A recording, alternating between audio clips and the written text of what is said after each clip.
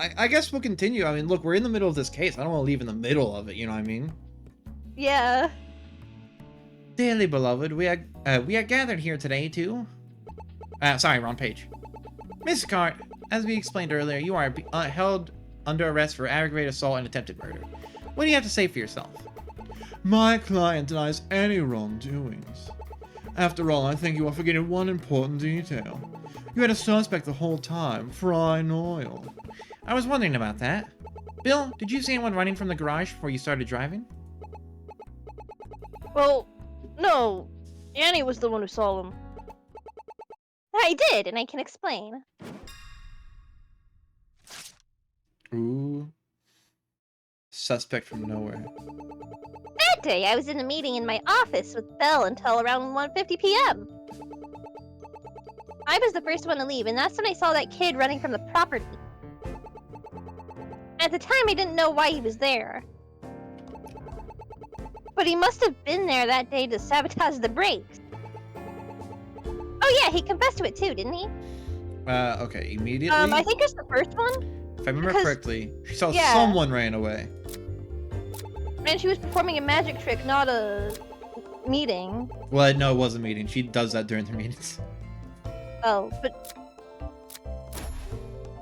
No, but she said that when we talked to her, she didn't know who it was. Better look now, it's evidence. Okay, I guess not.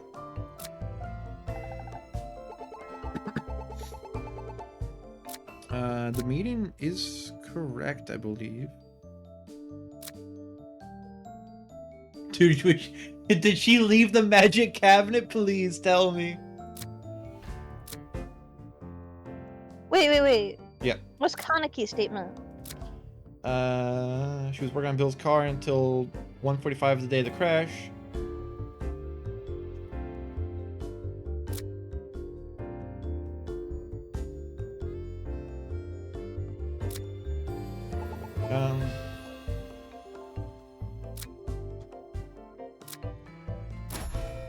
No? I mean, he got there. Well, wouldn't Meg's statement contradict the 150? Ah, true. Yeah. 150 is the first one to leave.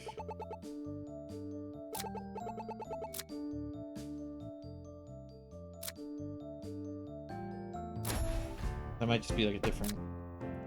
I think it's the same evidence, but on a different That's what, yeah. I just tried that because they both had times.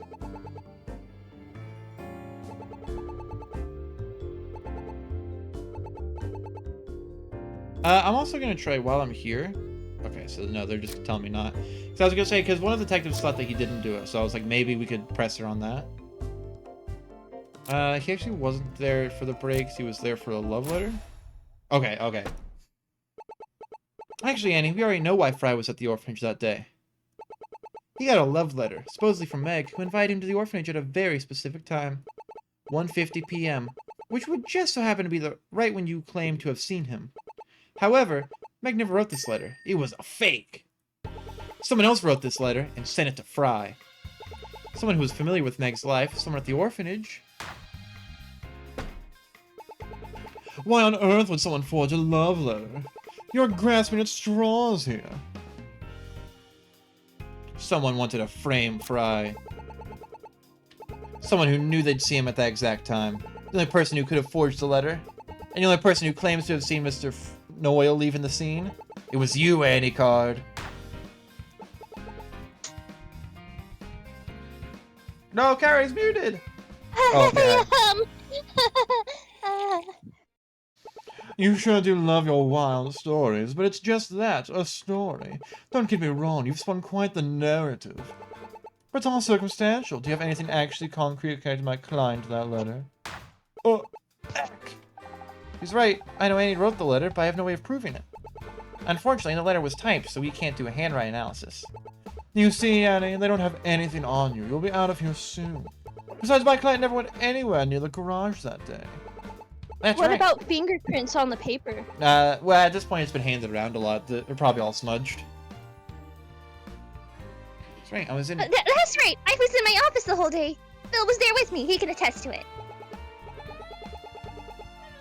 I'll be right back. I'm No, gonna make a snack. you want voice Bill?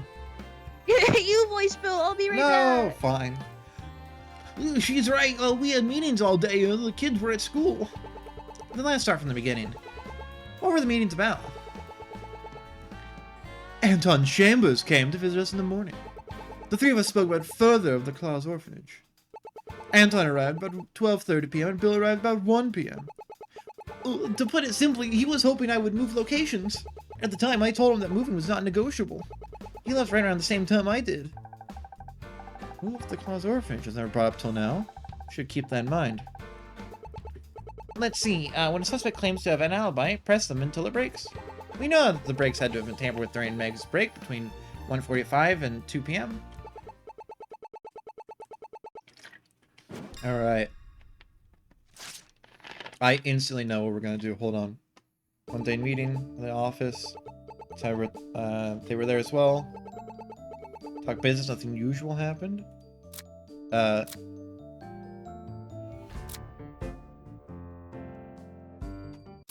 but you did a magic trick, lady. Nothing usual happened? That's weird. That's not all what you told us earlier. Earlier today, you told us about your meeting with Bill. And it just so happens you told us about a certain event that happened during it. Namely, you said you showed off your new magic trick. That doesn't sound like business to me. I always perform magic tricks during my meetings. I just consider that part of the business. Well, she wanted to show us a rope trick before our meeting ended. Rope that was stolen from the garage. I protested. Who's gonna show him a rope trick, alright? Yes, rope was stolen from the garage, Cowrie.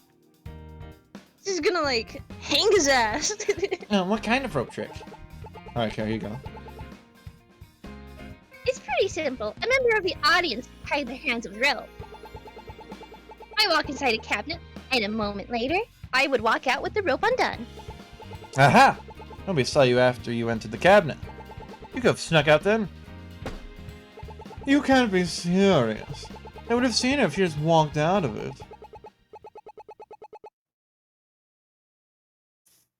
Cowrie, it's Bill. You can't be turned Bill. Oh. I'm trying to make my food. What are you making?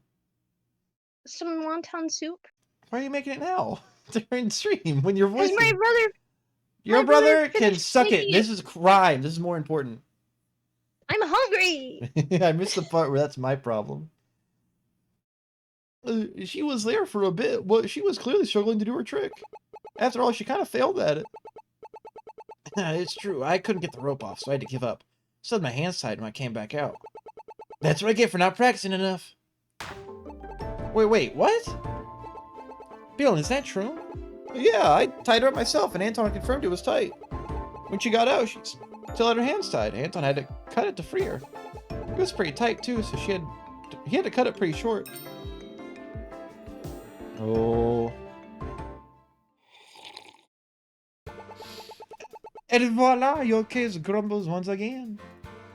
It's not her voice, but I just... Voila. For the entire length of this meeting, my client was either watched by two witnesses, or she was inside of a box with her hands tied. So you see, there was no possible way that my client would be guilty. Detective, I demand you release my client immediately. Can't end like this. Hold on. Let me check Fred's notes. Harry, do you mean the one near the door? Yeah, that's the one. It's used for a lot of tricks. I see. In that case, I'd like to hear a little bit more about the trick itself. Is that really necessary? This is my interrogation. I will conduct it as I see fit. Oh, get her ass, Swift. Now, Annie, if you don't mind. I can give you the basics of rundown, but remember, a magician never reveals her secrets. Yes. As part of my trick, my hands were bound tightly before I enter the empty box alone. The audience then watches the box closely, which is sealed shut and locked. Oh, but it clearly has a hidden door. Oh, come on.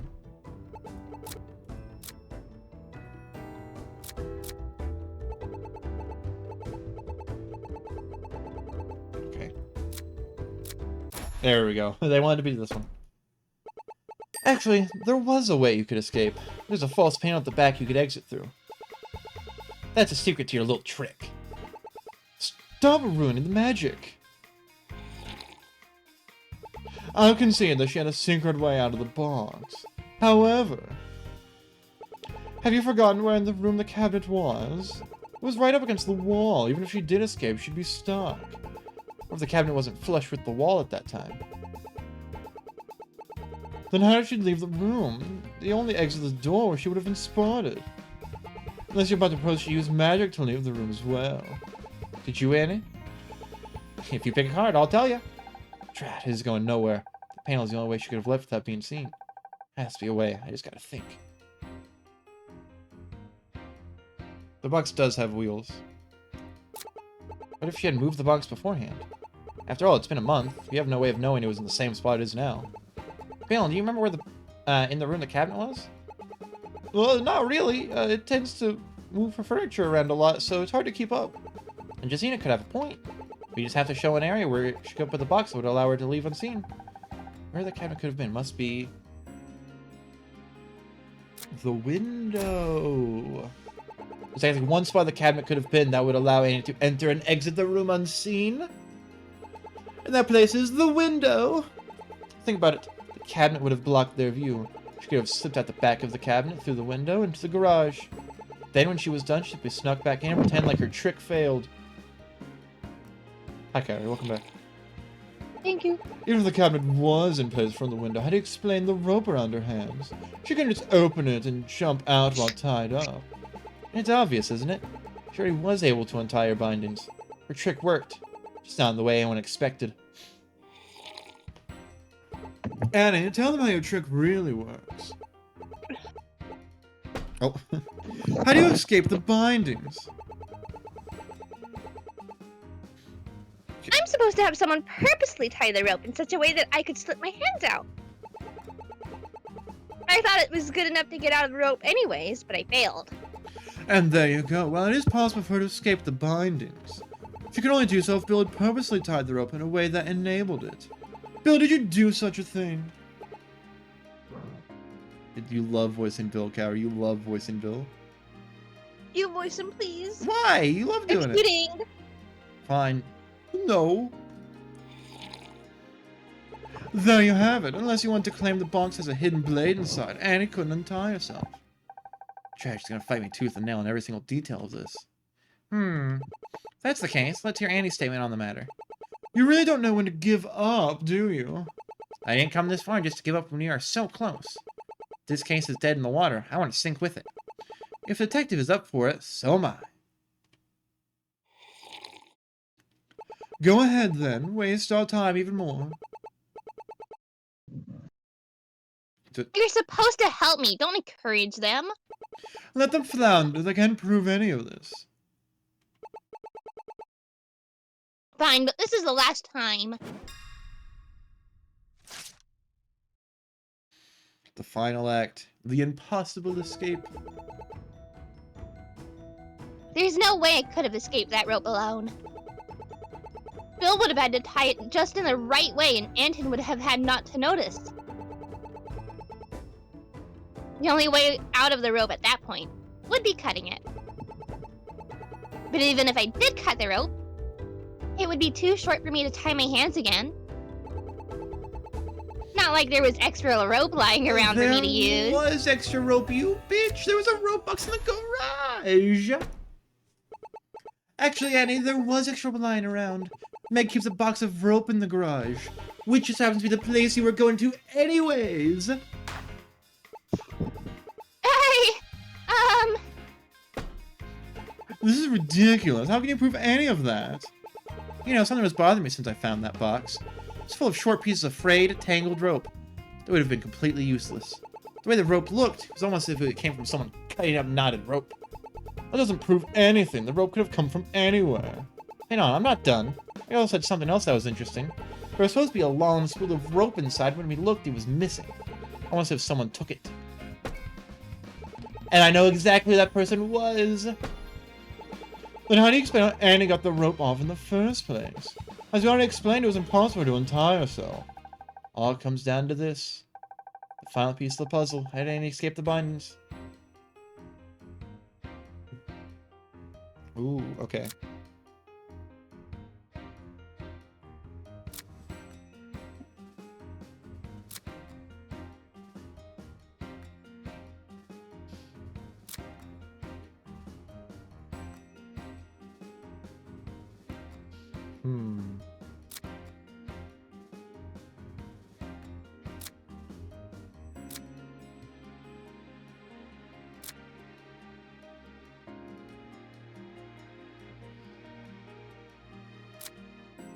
Probably after she escaped the box.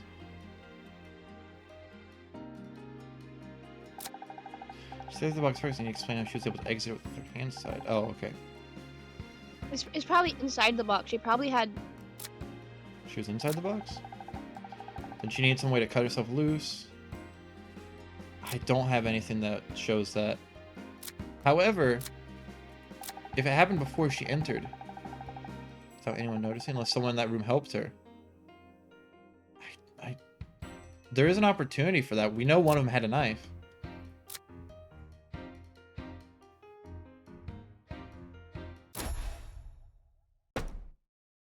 Anton was the last person to check Annie's bindings before she entered the box. He also had a knife on him, as we established, meaning he cut the rope before Annie entered the box. And Anton, what are you? That doesn't... It's obvious the two of them are working together. That's ridiculous.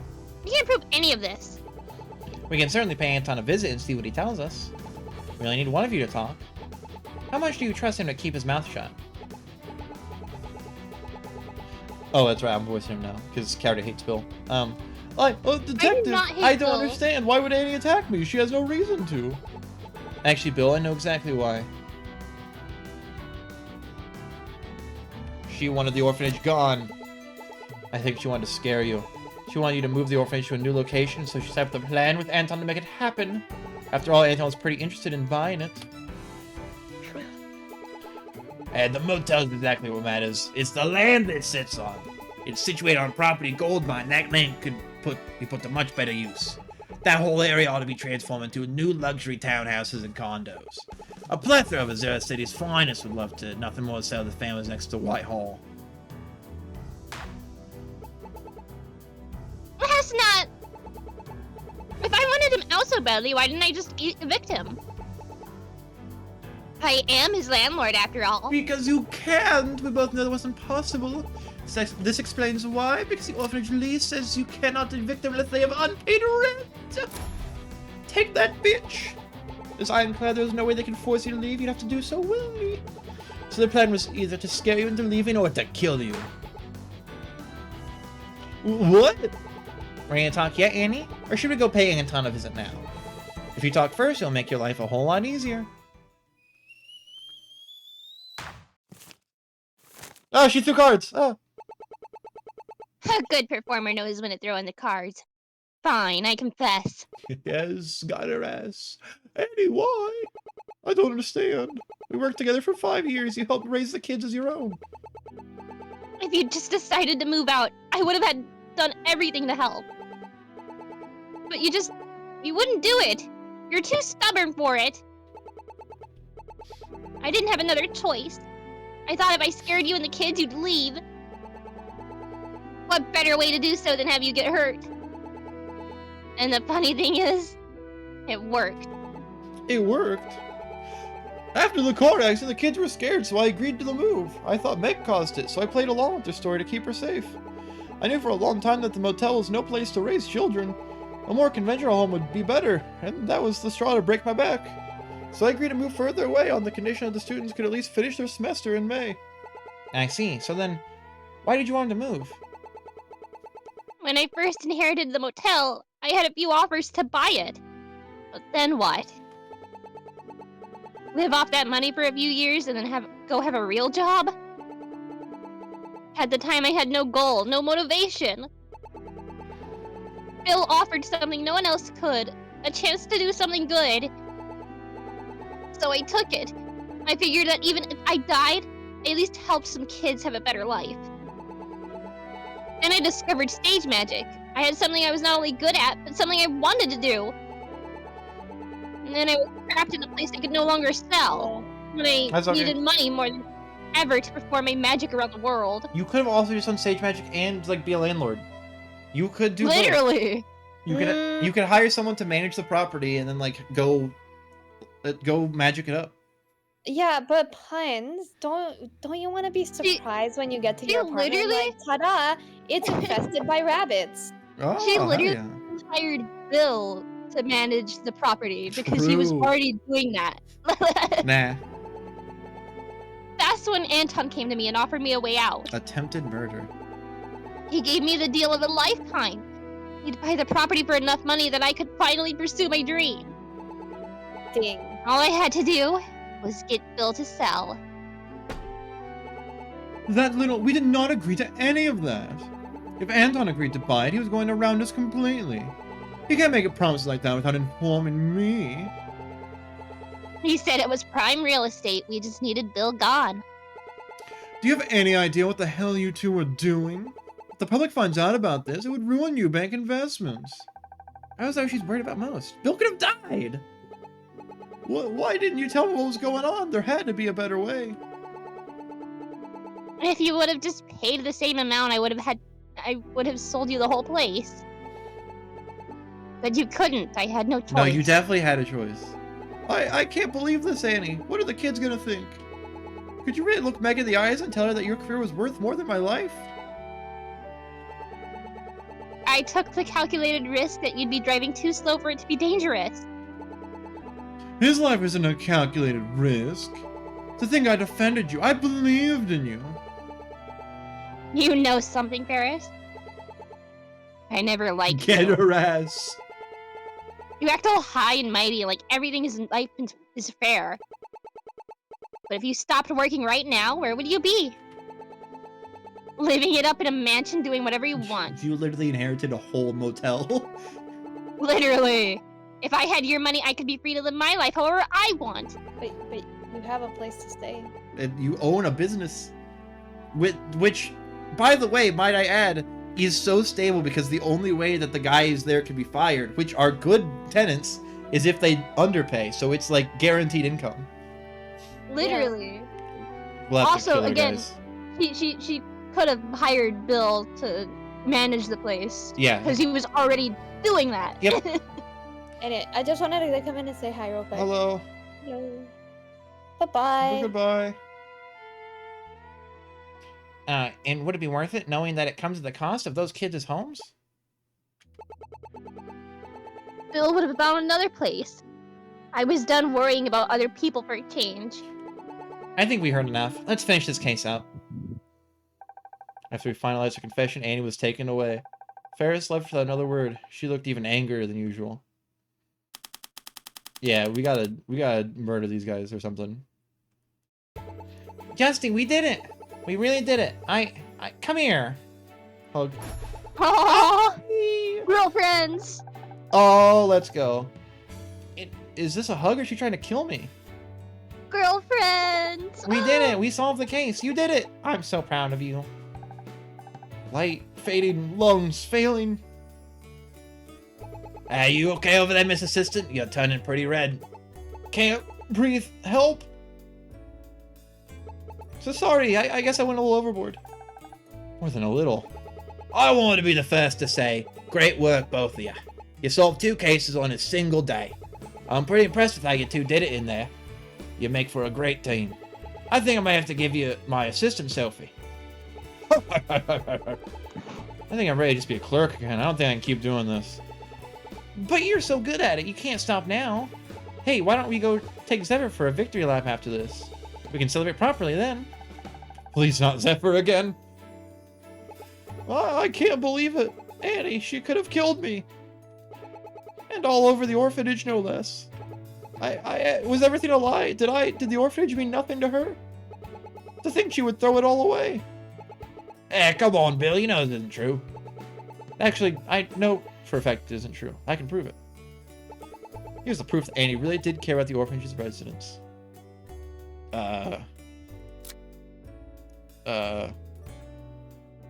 Because No. if it wasn't for Annie, Meg would have never found her true passion in life. She taught Meg everything she knew about working with machinery. Plus, she helped Meg completely rebuild a car. I don't believe that it was all for nothing. I think she really did value the orphanage, and you too. I just think she felt stuck, and that made her desperate. Well, thank you, Justina, was it? I'm sorry for causing you so much trouble. And Ernest? I'll talk to you later, Bill. I got a lot to say to you in private. Anyways, What are you still doing here, detective? I thought you'd be home by now. A detective never rests until his work is done. Besides, there's one more thing we need to take care of. Why don't you go wait inside? I'll be right back. Any idea what's going on? Only one way to find out.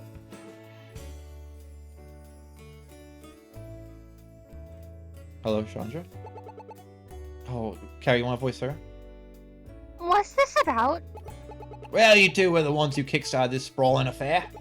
So we wanted to give you a little update. We solved the embezzlement case. An explanation later. Wow! So the banks didn't take their money? I guess I may have jumped the gun. Cheer up, Chandra. It's thanks to us the orphanage is getting all this money. Hey, don't be too proud of yourselves. You still commit a crime. So, what now? We can certainly put a good word in with the prosecutor. As short-sized your robbery was, it did help us uncover the real crime.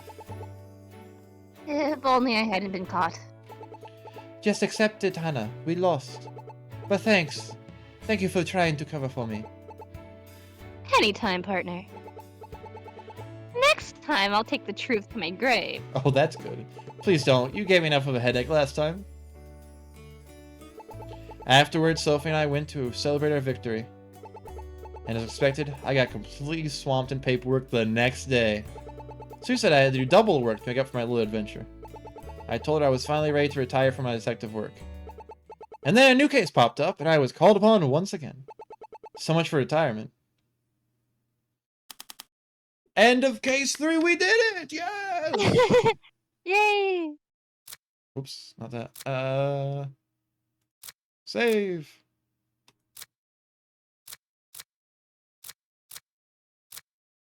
We did it! Alright, looks like I think we have like 2 more cases to go. Yeah. 4 and 5. Okay, we're over halfway done with the game. Can you believe it? Wow. I know. I didn't expect to finish the case, like, tonight. I know. And it's only going to get more and more complex as time goes on. Yay!